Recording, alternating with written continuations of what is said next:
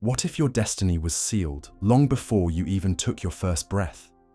Imagine your health, your body, even the sharpness of your mind, all predetermined by choices made centuries earlier. Choices driven not by love, but by obsession. For generations, royal families across the world gambled with their own bloodlines, trading the well-being of their children for political advantage, crowns, and thrones. The cost? Fragile bodies, tormented minds, and dynasties warped into grotesque shapes. Today, we peel back the velvet curtains of history to expose the tragic, haunting, and often shocking tales of the world's most inbred royal women. And trust me, when we reach number 1, the truth will leave you speechless. At number 10, we begin with Isabella II of Spain, a queen whose crown carried not splendor, but the heavy toll of generations of tangled bloodlines. Born in 1830, Isabella's arrival was celebrated by a father desperate for an heir, even if she wasn't the son he longed for. But the joy of her birth was shadowed by a troubling reality. Her very existence was the result of an uncle marrying his own niece. The web grew darker still. Her grandparents on one side were also her great-grandparents on the other, a true labyrinth of lineage. From her earliest years, Isabella's health, along with her sisters, sparked hushed concerns behind palace, walls. At just 16, she was forced into marriage with her double second cousin. 11 children followed, but only 5 survived beyond infancy. And here, the mystery deepens. Whispers among historians suggest that her husband may not have been the father of any of them. Their union, brittle and strained, was weighed down by hidden truths about his identity and desires. In the end, Isabella lost not just her crown, but the fragile stability of a dynasty already collapsing under the weight of its own obsessions. Her legacy, carved into history, is one not of royal glory, but of the dark price paid when bloodlines are bound too tightly. At number 9, we come to Marie-Louise of Austria, a monarch born into one of Europe's most dangerously entangled dynasties.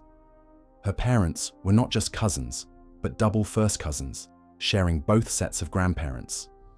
In her world, cousin, marriages weren't rare mistakes. They were the rule. And with that rule came tragedy. Out of 12 children in her family, only 7 survived into adulthood.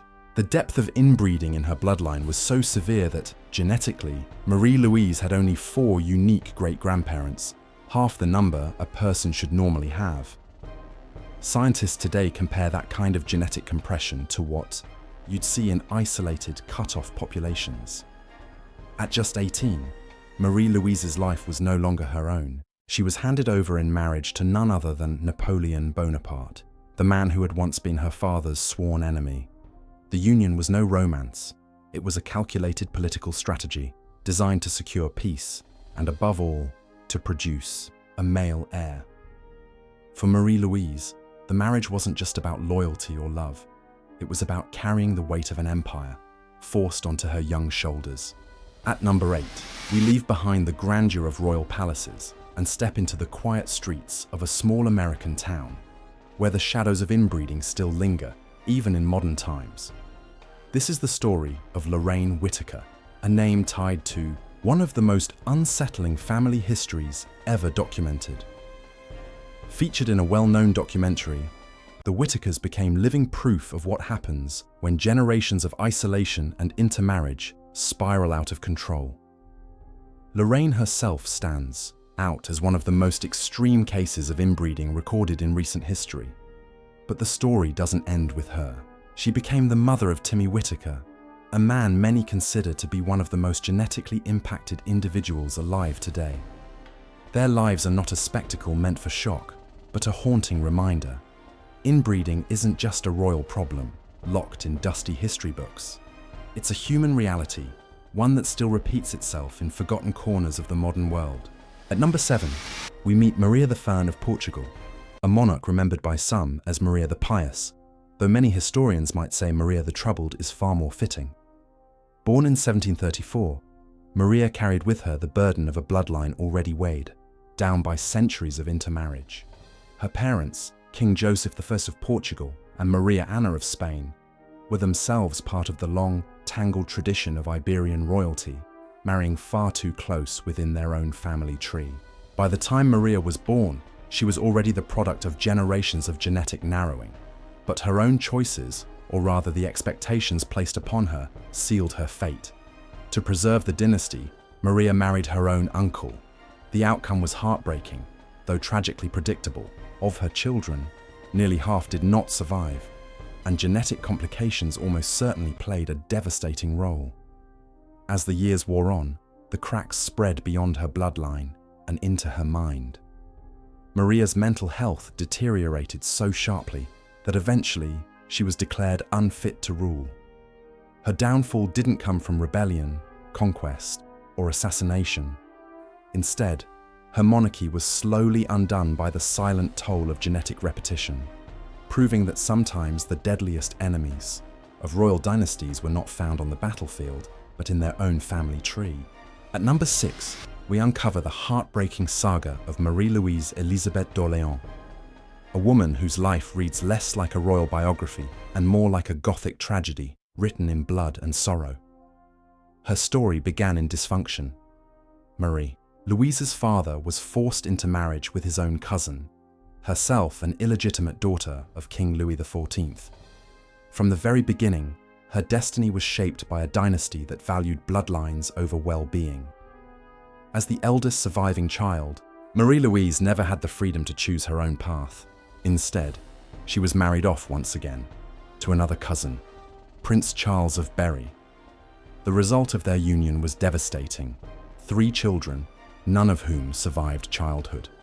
Whether this was the inevitable cost of relentless inbreeding, or simply cruel twists of fate, history leaves unanswered. But the toll on Marie-Louise herself was undeniable. She turned to alcohol at an alarmingly young age. Reports suggest as early as 14. Was it a desperate cry for help, or simply her only escape from the crushing weight of duty and sorrow? In the end, her legacy stands not as a tale of triumph, but as a warning of how dynastic ambition can twist into tragedy. A monarch undone not by politics or war, but by the very bloodline she was bound to uphold. Number 5 introduces us to Princess Alexia of Greece, a lesser-known yet fascinating figure whose life sits at the crossroads of fading royal tradition and the lingering shadow of aristocratic inbreeding. Born in 1965, Alexia's story may seem far removed from the dynastic tragedies of the past, but the bloodlines tell a different tale. Her parents, Queen Anne-Marie of Denmark and King Constantine II of Greece, were more than just a glamorous royal couple. They were bound by family ties twice over. The two were both second cousins and third cousins, making their marriage as much an arrangement of ancestry as it was of affection. Their union echoed centuries of dynastic strategy, where love often bowed to lineage. Digging into Constantine's ancestry reveals just how entangled the roots were. His great-grandparents, siblings, one of his grandmothers, the sister of his great-grandfather. Meanwhile, Anne-Marie's family tree carried its own complicated knots. The result was a royal household whose children, including Princess Alexia, carried the unmistakable imprint of these overlapping bloodlines. Though their marriage appeared warm and modern to the public eye, the genetic reality tied Alexia's story to the same legacy that once haunted Europe's most famous dynasties, even mirroring the tangled kinship of Britain's Queen Elizabeth II and Prince Philip. A reminder that even in the modern age, the old royal traditions of blood and marriage still left their mark. At number 4, we find Maria Antonia of Austria, a name rarely spoken today, yet one that embodies the very peak of the Habsburgs' genetic entanglements. While her uncle, Charles II of Spain, is often remembered as the most infamous product of dynastic inbreeding, Maria Antonia's genetic story eclipses even his. Her ancestry wasn't a family tree in any ordinary sense. It was a looping maze of repetition, where cousins, uncles, and nieces married until the bloodline folded in on itself. Historians describe her lineage less as a tree and more as a genetic circle, dense and inescapable. The results were staggering. From a genetic standpoint, Maria Antonia carried the same level of inbreeding as a child born to two full siblings. Yet unlike Charles, whose disabilities made him a living symbol of dynastic decline, Maria Antonia's suffering remained quieter, less public, and thus less remembered. Still, her legacy is chilling. She stands as a reminder that for every infamous monarch paraded through history books, there were others, hidden, forgotten, who bore the invisible cost of Europe's obsession with keeping bloodlines pure. Maria Antonia was not just another Habsburg princess. She was the silent pinnacle of a dynasty's self-destruction. Number 3, we meet not rulers, but two haunting relics of history. Mummies 317A and 317B. They never drew breath in life, yet their small, silent remains whisper of an empire undone by its own traditions. These infant girls, preserved in linen and sorrow, were the daughters of Pharaoh Tutankhamun and his queen, Ankhesenamun. But Ankhesenamun was not just his consort, she was also his half-sister. Both shared the same father, the result of Egypt's relentless practice of sibling unions, a custom believed to preserve the purity of divine blood. Tutankhamun himself was already weakened by generations of such unions, burdened with congenital deformities and illness. By the time his daughters were conceived, the dynasty's genetic gamble had reached its breaking point. Neither child survived. Their fragile, twisted forms, forever frozen in time, are a stark reminder that even pharaohs, who styled themselves as gods, could not escape the cruel mathematics of inbreeding. Two tiny mummies, voiceless yet eternal, stand as one of history's most haunting testaments. That power, no matter how divine, comes at a cost written in the very bones of its heirs. At number 2, we step out of palaces and tombs and into a chilling modern tragedy, the case of Kimberly, a pseudonym given to protect her identity. Unlike the royals bound by crowns and dynasties, Kimberly's story unfolded in the remote countryside of Australia, and it stands as one of the darkest documented examples of multi-generational inbreeding in recent history. Her family, often referred to as the cult family in the media, lived in near-total isolation, cut off from the wider world. For decades, cousins, siblings, and even parents intermarried, creating a closed genetic loop with almost no outside influence. What might have once been hidden as a dark family secret eventually grew into an undeniable nightmare. When authorities finally uncovered the truth in the early 2000s, what they found was devastating. Severe health issues, learning disabilities, and shocking levels of genetic compromise across multiple children. Kimberly herself became one of the most extreme cases ever recorded, a human embodiment of what happens when isolation collides with neglect and silence. This isn't the tale of dynastic ambition or royal duty, it's something far darker. A modern reminder that inbreeding isn't just a story of the past. It can and does still happen, with consequences as catastrophic as any royal tragedy carved into history. At number 1, we reach Cleopatra Tsukuphilipaitor, perhaps the single most striking example of how far dynasties were willing to go in their pursuit of power. Forget the Hollywood image of Cleopatra as a seductress of Rome.